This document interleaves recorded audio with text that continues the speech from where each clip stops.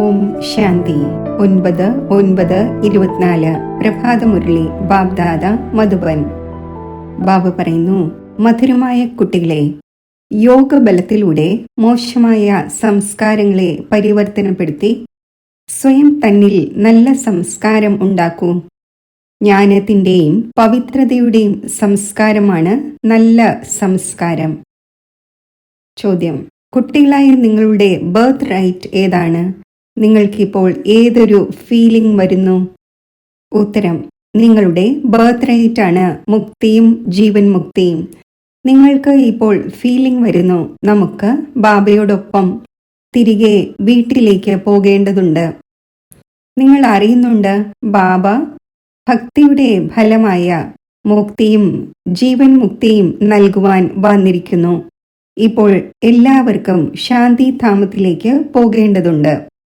എല്ലാവർക്കും തൻ്റെ വീടിൻ്റെ ദർശനം നൽകണം. ഓം ശാന്തി. മനുഷ്യർ ബാബയെ സത്യമായ ചക്രവർത്തി എന്നും പറയുന്നു. ഇംഗ്ലീഷിൽ ചക്രവർത്തി എന്ന് പറയാറില്ല. അതിൽ കേവലം സത്യമായ ഫാദർ എന്നാണ് പറയുന്നത്. ഗോഡ് ഫാദർ ഇസ് ട്രൂത്ത് എന്ന് പറയുന്നു. ഭാരതത്തിൽ തന്നെയാണ് സത്യമായ ചക്രവർത്തി എന്ന് പറയുന്നത്. ഇപ്പോൾ വ്യത്യാസം വളരെയധികമുണ്ട്. ആ ഒന്ന് കേവലം സത്യം പറയുന്നു, സത്യം പഠിപ്പിക്കുന്നു, സത്യത ഉള്ളവരാക്കുന്നു. ഇവിടെയാണ് സത്യമായ ചക്രവർത്തി എന്ന് പറയുന്നത്. സത്യത ഉള്ളവരുമാക്കുന്നു, സത്യഖണ്ഡത്തിന്റെ ചക്രവർത്തിയും ആക്കുന്നു.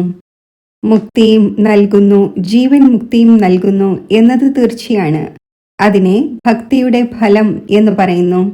ലിബറേഷനും ഫ്രൂഷനും.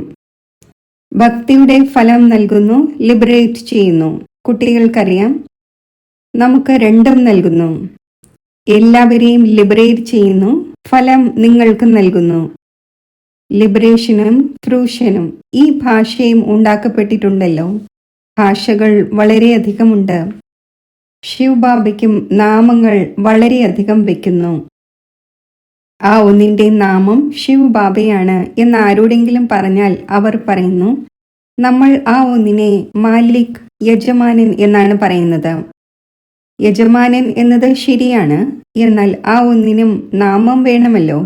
നാമരൂപത്തിൽ നിന്നും വേറിട്ട ഒരു വസ്തുവുമില്ല. യജമാനൻ ആകുന്നതും ഏതെങ്കിലും വസ്തുവിൻ്റെതായിരിക്കുമല്ലോ. നാമരൂപം തീർച്ചയായും ഉണ്ട്. ഇപ്പോൾ കുട്ടികളായി നിങ്ങൾ അറിയുന്നുണ്ട്, ബാബ തീർച്ചയായും ലിബറേറ്റും ചെയ്യുന്നു. പിന്നെ ശാന്തിധാമത്തിൽ എല്ലാവർക്കും തീർച്ചയായും പോകേണ്ടതുണ്ട്. തൻ്റെ വീടിൻ്റെ ദർശനം സർവർക്കും നൽകേണ്ടതുണ്ട്. വീട്ടിൽ നിന്നും വന്നിരിക്കുകയാണ്, അപ്പോൾ ആദ്യം അതിൻ്റെ ദർശനം നൽകും. അതിനെ ഗതി സദ്ഗതി എന്ന് പറയുന്നു. വാക്ക് പറയുന്നു, എങ്കിലും അർത്ഥരഹിതമാണ്. കുട്ടികളായി നിങ്ങൾക്ക് ഫീലിംഗ് ഉണ്ട്, നമ്മൾ നമ്മുടെ വീട്ടിലേക്കും പോകും, ഫലവും ലഭിക്കും. നമ്പർ അനുസരിച്ച് നിങ്ങൾക്ക് ലഭിക്കുന്നു. മറ്റ് ധർമ്മത്തിലുള്ളവർക്കും പിന്നെ സമയമനുസരിച്ച് ലഭിക്കുന്നു. ബാബു മനസ്സിലാക്കിച്ചു തന്നിട്ടുണ്ടായിരുന്നു, നിങ്ങൾ സ്വർഗവാസിയാണോ അതോ നരകവാസിയാണോ എന്ന ഈ നോട്ടീസ് വളരെ നല്ലതാണ്. കുട്ടികളായ നിങ്ങൾ തന്നെയാണ് അറിയുന്നത്, ഈ മുക്തിയും ജീവൻ മുക്തിയും രണ്ടും ഗോഡ് ഫാദർലി ബർത്ത് റൈറ്റ് ആണ്. നിങ്ങൾക്ക് എഴുതുവാനും സാധിക്കും. ബാബയിൽ നിന്നും കുട്ടികളായ നിങ്ങൾക്ക് ഈ ബർത്ത് റൈറ്റ് ലഭിക്കുന്നു. ബാബയുടേതാകുന്നതിലൂടെ രണ്ട് വസ്തുക്കളും പ്രാപ്തമാകുന്നു. മറ്റതാണ് രാവണന്റെ ബർത്ത് റൈറ്റ്. ഇതാണ് പരംപിത പരമാത്മാവിന്റെ ബർത്ത് റൈറ്റ്. ഇത് ഭഗവാന്റെ ബർത്ത് റൈറ്റ് ആണ്. അത് ചെകുത്താന്റെ ബർത്ത് റൈറ്റ് ആണ്. ഇങ്ങനെ എന്തെങ്കിലും മനസ്സിലാകുന്ന തരത്തിൽ എഴുതണം. ഇപ്പോൾ കുട്ടികളായി നിങ്ങൾക്ക് ഹെവൻ സ്ഥാപിക്കേണ്ടതുണ്ട്. എത്ര കാര്യങ്ങൾ ചെയ്യേണ്ടതുണ്ട്. ഇപ്പോഴാണെങ്കിൽ ബേബീസ്, അതായത് ശിശുക്കളെ പോലെയാണ്. ഇതുപോലെ മനുഷ്യർ കലിയുഗത്തെക്കുറിച്ച് പറയുന്നു, ഇപ്പോൾ ബേബി അഥവാ ശിശുവാണ് എന്ന്. ബാബ പറയുന്നു, സത്യയുഗത്തിന്റെ സ്ഥാപനയിൽ ബേബിയാണ്. ഇപ്പോൾ കുട്ടികളായ നിങ്ങൾക്ക് സമ്പത്ത് ലഭിച്ചുകൊണ്ടിരിക്കുന്നു. രാവണന്റേതിനെ സമ്പത്ത് എന്ന് പറയില്ല. ഗോഡ് ഫാദറിൽ നിന്നാണെങ്കിൽ സമ്പത്ത് ലഭിക്കുന്നു. രാവണൻ ഫാദർ ഒന്നുമല്ല. അതിനെ, അതായത് 5 വികാരങ്ങളാകുന്ന രാവണനെ ചെകുത്താൻ എന്ന് പറയുന്നു. ചെകുത്താന്റെ സമ്പത്ത് എന്താണ് ലഭിക്കുന്നത്? 5 വികാരം ലഭിക്കുന്നു. അങ്ങനെയുള്ള ഷോയും ചെയ്യുന്നു, തമോ പ്രധാനമായി മാറുന്നു. ഇപ്പോൾ എത്ര ദസറ ആഘോഷിക്കുന്നു, സെറിമണി ആഘോഷിക്കുന്നു, വളരെയധികം ചിലവ് ചെയ്യുന്നു. വിദേശത്ത് നിന്നും ക്ഷണം നൽകി വിളിക്കുന്നു. ഏറ്റവും പ്രസിദ്ധമായി ദസറ ആഘോഷിക്കുന്നത് മൈസൂരിലേതാണ്. ധനമുള്ളവരും ധാരാളമുണ്ട്. രാവണ രാജ്യത്തിൽ പൈസ ലഭിക്കുമ്പോൾ ബുദ്ധി തന്നെ ഇല്ലാതായി പോകുന്നു. ബാബ ഡീറ്റെയിലായി മനസ്സിലാക്കിച്ചു തരുന്നു. ഇതിന്റെ പേര് തന്നെ രാവണ രാജ്യം എന്നാണ്. മറ്റേതിനെ പിന്നെ ഈശ്വരീയ രാജ്യം എന്ന് പറയുന്നു. രാമരാജ്യം എന്ന് പറയുന്നതും റോങ് ആകുന്നു. ഗാന്ധിജിയും രാമരാജ്യം ആഗ്രഹിച്ചിരുന്നു. മനുഷ്യർ വിചാരിക്കുന്നു ഗാന്ധിജി അവതാരമായിരുന്നു എന്ന്. അദ്ദേഹത്തിന് എത്ര പൈസ നൽകുമായിരുന്നു? അദ്ദേഹത്തെ ഭാരതത്തിന്റെ ബാപ്പുജി എന്ന് പറയുമായിരുന്നു. ഇപ്പോൾ ഈ ഒന്നാണെങ്കിൽ മുഴുവൻ വിശ്വത്തിന്റെയും ബാപ്പുവാണ്. ഇപ്പോൾ നിങ്ങൾ ഇവിടെ ഇരിക്കുകയാണ്. എത്ര ജീവാത്മാക്കൾ ഉണ്ടാകും എന്നത് അറിയുന്നുണ്ട്. ജീവ് അഥവാ ശരീരം വിനാശിയാണ്, ബാക്കി ആത്മാവ് അവിനാശിയാണ്. ആത്മാക്കൾ അനേകമുണ്ട്. മുകളിൽ നക്ഷത്രങ്ങൾ ഉണ്ടായിരിക്കുന്നത് പോലെ. നക്ഷത്രങ്ങളാണോ കൂടുതൽ അതോ ആത്മാക്കളാണോ കൂടുതൽ? കാരണം നിങ്ങൾ ഭൂമിയിലെ നക്ഷത്രങ്ങളാണ്, അത് ആകാശത്തിലെ നക്ഷത്രങ്ങളാണ്. നിങ്ങളെ ദേവത എന്ന് പറയുന്നു, അവർ അതിനെയും ദേവത എന്ന് പറയുന്നു. നിങ്ങളെ ലക്കി നക്ഷത്രം എന്നാണല്ലോ പറയുന്നത്. ശരി, ഇതിന്മേൽ പിന്നീട് പരസ്പരം ഡിസ്കസ് ചെയ്യണം. ബാബ ഇപ്പോൾ ഈ കാര്യത്തെ വിട്ടുകളയുന്നില്ല. ഇത് മനസ്സിലാക്കിച്ചു തരുന്നു. എല്ലാ ആത്മാക്കൾക്കും ഒരു പിതാവാണ്. ഈ ഒന്നിന്റെ ബുദ്ധിയിൽ എല്ലാമുണ്ട്. മനുഷ്യർ ആരെല്ലാമുണ്ടോ എല്ലാവരുടെയും പിതാവാണ് ഇത്. മുഴുവൻ സൃഷ്ടിയും സമുദ്രത്തിന്മേൽ നിൽക്കുകയാണ് എന്നെല്ലാവരും അറിയുന്നുണ്ട്. ഇതും എല്ലാവർക്കും അറിയില്ല. ബാബ മനസ്സിലാക്കിച്ചു തന്നിരുന്നു. ഈ രാവണരാജ്യം മുഴുവൻ സൃഷ്ടിയിലുമുണ്ട്. രാവണരാജ്യം ഏതെങ്കിലും സാഗരതീരത്തല്ല. സാഗരം ഓൾറൗണ്ട് തന്നെയാണ്, 4 ചുറ്റുമുണ്ട്. ഇങ്ങനെ പറയുന്നുണ്ടല്ലോ, താഴെ കാളയുണ്ട്, അതിൻ്റെ കൊമ്പുകളിന്മേൽ സൃഷ്ടി നിൽക്കുകയാണ് എന്ന്. പിന്നെ ക്ഷീണിക്കുമ്പോൾ കൊമ്പ് മാറ്റുന്നു എന്ന്. ഇപ്പോൾ പഴയ ലോകം ഇല്ലാതായി പുതിയ ലോകത്തിന്റെ സ്ഥാപനയുണ്ടാകുന്നു. ശാസ്ത്രങ്ങളിലാണെങ്കിൽ അനേകം പ്രകാരത്തിലുള്ള കാര്യങ്ങൾ കെട്ടുകഥകളിൽ എഴുതിയിരിക്കുകയാണ്. ഇത് കുട്ടികൾ മനസ്സിലാക്കുന്നുണ്ട്. ഇവിടെ എല്ലാ ആത്മാക്കളും ശരീരത്തോടൊപ്പമാണ്. ഇതിനെ പറയുന്നത് ജീവാത്മാക്കൾ എന്നാണ്. അത് ആത്മാക്കളുടെ വീടാണ്. അവിടെ ശരീരമില്ല. അതിന് പറയുന്നത് നിരാകാരി എന്നാണ്. ജീവ് ആകാരിയാണ്, അതിനാൽ സാകാരം എന്ന് പറയുന്നു. നിരാകാരത്തിന് ശരീരമില്ല. ഇത് സാകാരി സൃഷ്ടിയാണ്. അത് നിരാകാരി ആത്മാക്കളുടെ ലോകമാണ്. ഇതിനെ സൃഷ്ടി എന്ന് പറയും. അതിനെ പറയുന്നത് ഇൻകോർപ്പൊറിയൽ വേൾഡ് എന്നാണ്. ആത്മാവ് എപ്പോഴാണോ ശരീരത്തിൽ വരുന്നത് അപ്പോൾ ഈ ചലനം ഉണ്ടാകുന്നു. ഇല്ലെങ്കിൽ പിന്നെ ശരീരം കൊണ്ട് ഒരു ഉപയോഗവും ഇല്ലാത്തതാകുന്നു. അതിനെ പറയുന്നത് തന്നെ നിരാകാരി ലോകം എന്നാണ്. എത്ര ആത്മാക്കളുണ്ടോ അവരെല്ലാവരും അവസാനം വരേണ്ടത് ആവശ്യമാണ്. അതിനാൽ ഇതിനെ പുരുഷോത്തമ സംഗമയുഗം എന്ന് പറയുന്നു. എല്ലാ ആത്മാക്കളും എപ്പോഴാണോ ഇവിടെ വന്നു ചേരുന്നത് അപ്പോൾ പിന്നെ അവിടെ ഒരാൾ പോലും അവശേഷിക്കുകയില്ല. അവിടെ എപ്പോഴാണോ പൂർണ്ണമായും ശൂന്യമാകുന്നത് അപ്പോൾ പിന്നെ എല്ലാവരും തിരികെ പോകുന്നു. നിങ്ങൾ ഈ സംസ്കാരം എടുത്തുകൊണ്ട് പോകുന്നു.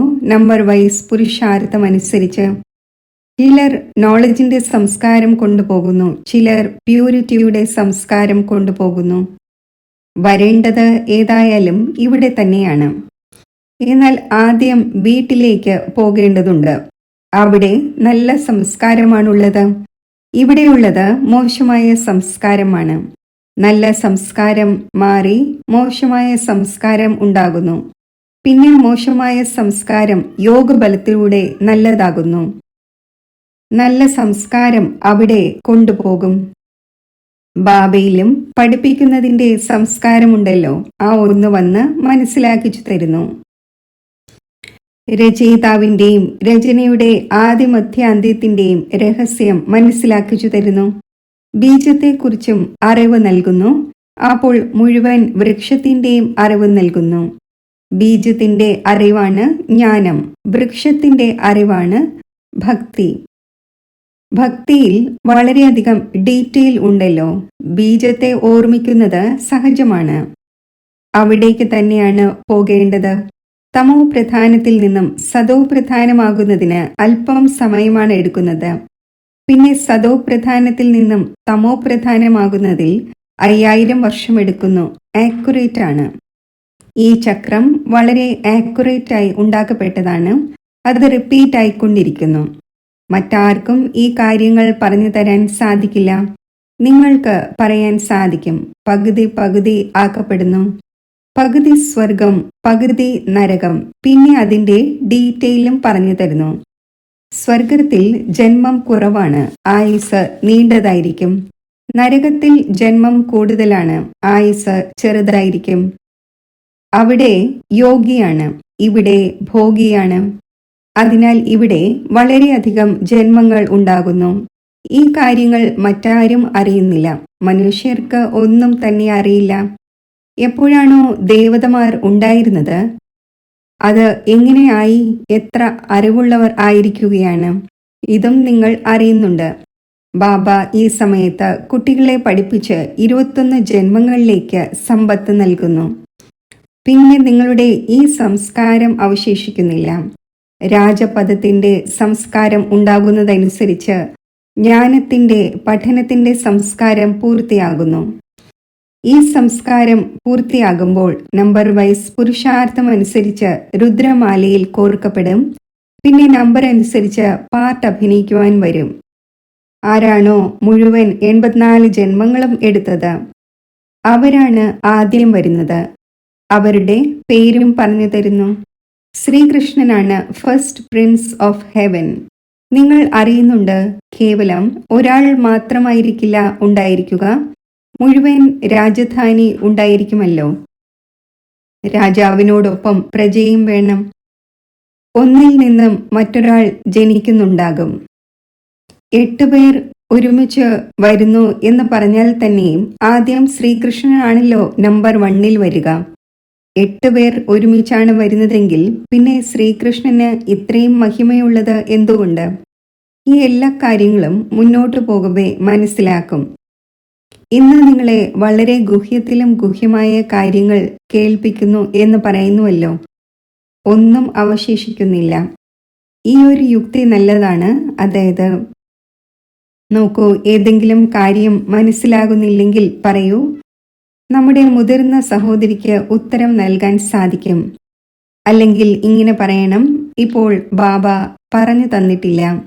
ദിനം പ്രതിദിനം ഗുഹ്യത്തിലും ഗുഹ്യമായത് കേൾപ്പിക്കുന്നു. ഇങ്ങനെ പറയുന്നതിൽ ലജ്ജയുടെ കാര്യമേ ഇല്ല. ഗുഹ്യത്തിലും ഗുഹ്യമായ പോയിന്റ്സ് എപ്പോഴാണോ കേൾപ്പിക്കുന്നത്, അപ്പോൾ നിങ്ങൾക്ക് കേൾക്കവേ വളരെ സന്തോഷമുണ്ടാകുന്നു. അവസാനം പിന്നെ പറയുന്നു, മന്മനാഭവ മധ്യാജി ഭവ. ഈ വാക്കുകളും ശാസ്ത്രങ്ങൾ ഉണ്ടാക്കിയവർ എഴുതിയതാണ്. കുഴങ്ങി പോകുന്നതിൻ്റെ ആവശ്യമേ ഇല്ല. കുട്ടി ബാബയുടേതായി പരിധിയില്ലാത്ത സുഖം ലഭിച്ചു. ഇതിൽ മനസ്സ വാച കർമ്മണ പവിത്രതയുടെ ആവശ്യമുണ്ട്. ലക്ഷ്മിനാരായണന് ബാബയുടെ സമ്പത്ത് ലഭിച്ചുവല്ലോ. ഇവർ ആദ്യ നമ്പറിലാണ്. അവരുടെ തന്നെ പൂജയുണ്ടാകുന്നു. സ്വയവും നോക്കൂ, നമ്മളിൽ ഇങ്ങനെയുള്ള ഗുണമുണ്ടോ? ഇപ്പോഴാണെങ്കിൽ ഗുണരഹിതം ആണല്ലോ. തൻ്റെ അവഗുണങ്ങളെക്കുറിച്ചും ആർക്കും അറിയില്ല. ഇപ്പോൾ നിങ്ങൾ ബാബയുടേതായിരിക്കുകയാണ്. അപ്പോൾ തീർച്ചയായും ചേഞ്ച് ആകേണ്ടി വരും. ബാബ ബുദ്ധിയുടെ പൂട്ട് തുറന്നു. ബ്രഹ്മാവിൻ്റെയും വിഷ്ണുവിൻ്റെയും രഹസ്യം മനസ്സിലാക്കിച്ചു തന്നു. ഇത് പതീതമാണ്, അത് പാവനമാണ്. അഡോപ്ഷൻ ഈ പുരുഷോത്തമ സംഗമയുഗത്തിൽ തന്നെയാണ് നടക്കുന്നത്. പ്രജാപിതാ ബ്രഹ്മാവ് എപ്പോഴാണോ ഉള്ളത് അപ്പോൾ തന്നെയാണ് അഡോപ്ഷൻ നടക്കുന്നത്. സത്യയുഗത്തിൽ നടക്കുന്നില്ല. ഇവിടെയും ആർക്കും സന്താനമില്ലെങ്കിൽ പിന്നെ അഡോപ്റ്റ് ചെയ്യുന്നു.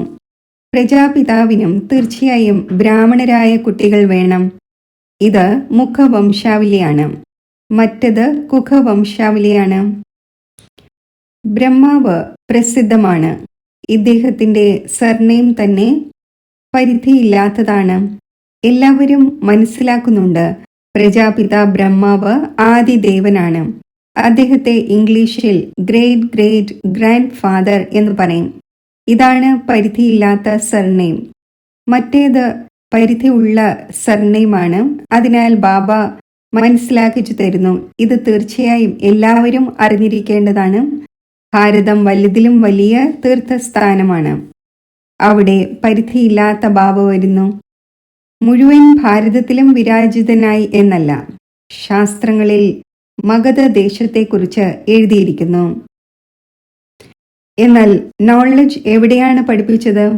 ആബോയിൽ എങ്ങനെയാണ് വന്നത്? ദിൽവാല ക്ഷേത്രത്തിലും ഇവിടെ മുഴുവൻ സ്മാരകമുണ്ട്. ആരെല്ലാം നിർമ്മിച്ചുവോ അവരുടെ ബുദ്ധിയിൽ വന്നു ഇരുന്ന് ഉണ്ടാക്കിക്കുകയും ചെയ്തു. ആക്യുറേറ്റ് മോഡൽ ഉണ്ടാക്കുക സാധ്യമല്ല. ബാബ ഇവിടെ തന്നെയാണ് വന്ന് സർവരുടെയും സദ്ഗതി ചെയ്യുന്നത്. മഗധ ദേശത്തിലല്ല, അത് പാകിസ്ഥാനായി. ഇതാണ് പാകിസ്ഥാൻ, അതായത് പവിത്രമായ സ്ഥാനം. വാസ്തവത്തിൽ പാകിസ്ഥാൻ എന്ന് സ്വർഗത്തെയാണ് പറയുന്നത്. പവിത്രത്തിന്റെയും അപവിത്രത്തിന്റെയും ഈ മുഴുവൻ ഡ്രാമയും ഉണ്ടാക്കപ്പെട്ടതാണ്. മധുരമധുരമായ സിഖിലതെ കുട്ടികളെ, നിങ്ങൾ ഇത് മനസ്സിലാക്കുന്നുണ്ട്. ആത്മാക്കളും പരമാത്മാവും വളരെ കാലം വേർപിരിഞ്ഞിരുന്നു. എത്ര കാലത്തിനു ശേഷമാണ് കണ്ടുമുട്ടിയത്? വീണ്ടും എപ്പോൾ കണ്ടുമുട്ടും? സദ്ഗുരുവിനെ ദല്ലാളിന്റെ രൂപത്തിൽ ലഭിച്ചപ്പോൾ സുന്ദരമായ മേള നടത്തി.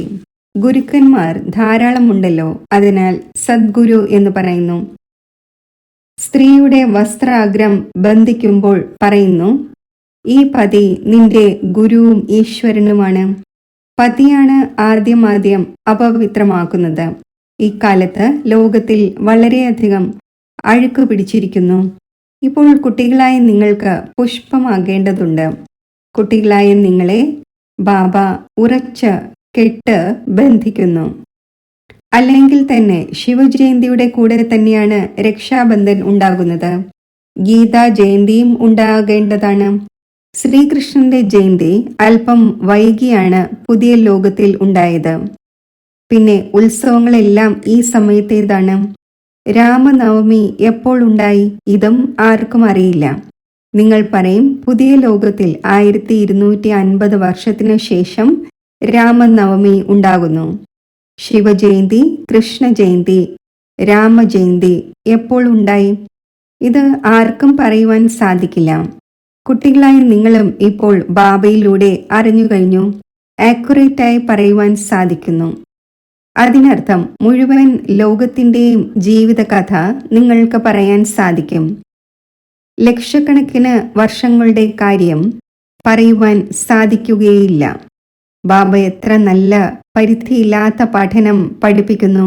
ഒരേ ഒരു തവണ നിങ്ങൾ 21 ജന്മങ്ങളിലേക്കായി നഗ്നമാകുന്നതിൽ നിന്നും രക്ഷിക്കുന്നു. ഇപ്പോൾ നിങ്ങൾ 5 വികാരങ്ങളാകുന്ന രാവണന്റെ അന്യദേശത്തിലാണ്. ഇപ്പോൾ മുഴുവൻ 84ന്റെയും ചക്രം നിങ്ങളുടെ സ്മൃതിയിൽ വന്നു. ശരി. മധുരമധുരമായ സീക്കിലതെ കുട്ടികൾക്ക് മാതാവും പിതാവുമായ ബാബ് ദാദയുടെ സ്നേഹസ്മരണകൾ. Good morning. ആത്മീയ പിതാവിന്റെ ആത്മീയ കുട്ടികൾക്ക് നമസ്തേ. ധാരണയ്ക്കുള്ള മുഖ്യസാരം: പരിധിയില്ലാത്ത സുഖത്തിന്റെ സമ്പത്ത് പ്രാപ്തമാക്കുന്നതിനായി മനസ്സ വാച കർമ്മണ പവിത്രം തീർച്ചയായും ആകണം. നല്ല സംസ്കാരം യോഗബലത്തിലൂടെ ധാരണ ചെയ്യണം. സ്വയം തന്നെ ഗുണവാനാക്കണം. സദാ സന്തോഷത്തിലിരിക്കുന്നതിനായി ബാബ ദിവസവും ഏതൊരു ഗുഹ്യമായ കാര്യങ്ങൾ കേൾപ്പിക്കുന്നു, അത് കേൾക്കണം. മറ്റുള്ളവരെ കേൾപ്പിക്കുകയും വേണം. ഒരു കാര്യത്തിലും കുഴങ്ങിപ്പോകരുത്. യുക്തിയോടെ ഉത്തരം നൽകണം. ലജ്ജിക്കരുത്. വരദാനം. സുഖസ്വരൂപമായി ഓരോ ആത്മാവിന് സുഖം നൽകുന്ന മാസ്റ്റർ സുഖദാതാവായി ഭവിക്കട്ടെ. ഏതു കുട്ടികളാണോ സദാ യഥാർത്ഥ കർമ്മം ചെയ്യുന്നത്, അവർക്ക് ആ കർമ്മത്തിന്റെ പ്രത്യക്ഷ ഫലമായി സന്തോഷവും ശക്തിയും ലഭിക്കുന്നു. അവരുടെ ഹൃദയം സദാ സന്തോഷമായിരിക്കുന്നു. അവരുടെ സങ്കല്പത്തിൽ പോലും ദുഃഖത്തിന്റെ അലകൾ വരിക സാധ്യമല്ല.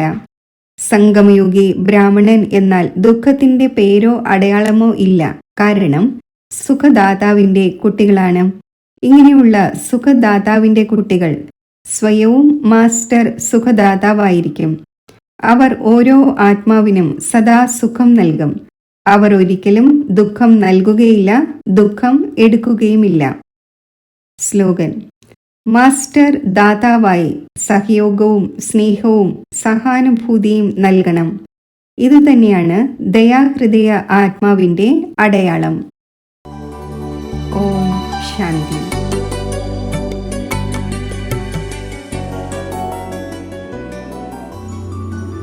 യോഗത്തിന്റെ അഭ്യാസം.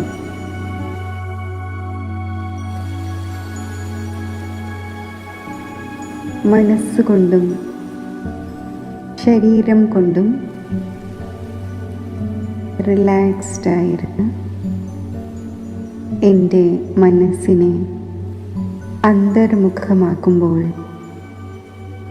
മനസ്സിലെ സങ്കല്പങ്ങളുടെ ഗതി സാവധാനത്തിലാകുന്നു.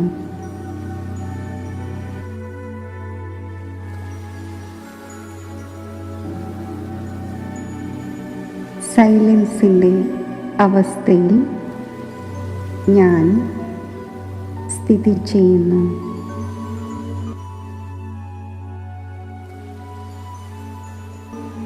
ഈ സൈലൻസിൻ്റെ അവസ്ഥയിൽ ഞാൻ സ്വയം ശക്തി സ്വരൂപമായി അനുഭവിക്കുന്നു.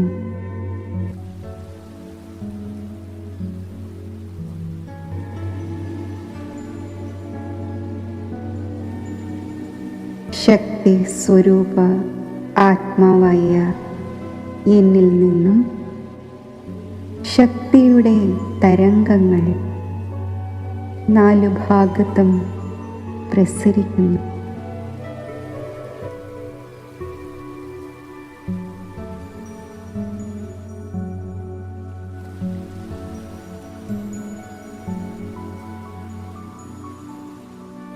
ശക്തിയുടെ ഈ തരംഗങ്ങൾ എൻ്റെ ശരീരത്തിലേക്കും വ്യാപിക്കുകയാണ്.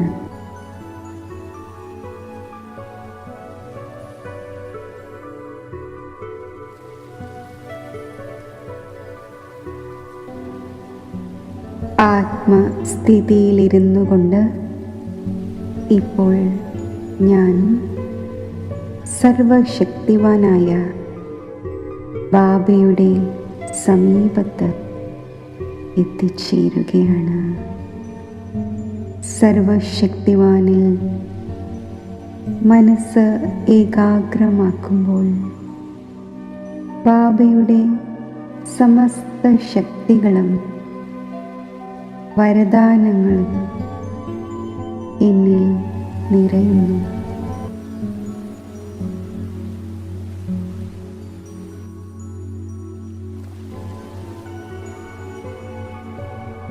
ശക്തി സമ്പന്ന സ്ഥിതി ഞാൻ അനുഭവിക്കുന്നു. നിർഭയത്വത്തിൻ്റെ ശക്തിയും സമസ്യകളെ ഇല്ലാതാക്കുവാനുള്ള ശക്തിയും വിഘ്നങ്ങളെ അതിജീവിക്കാനുള്ള ശക്തിയും സഹനശക്തിയും എന്നിൽ ഉൾക്കൊള്ളപ്പെടുന്നു. ഈ ശക്തിശാലി സ്ഥിതിയിലൂടെ ഞാൻ ശക്തിയുടെ അവതാരമായി മാറുന്നു. ശിവശക്തി സ്വരൂപമായി ഈ ഈശ്വരീയ ശക്തികളെ ഞാൻ സമസ്ത വിശ്വത്തിലേക്കും വ്യാപിപ്പിക്കുകയാണ്. ഈ ഈശ്വരീയ ശക്തി പ്രകൃതിയിലെ തത്വങ്ങളെയും പ്രഭാവിതമാക്കുന്നു, അവയെയും ശാന്തമാക്കുന്നു.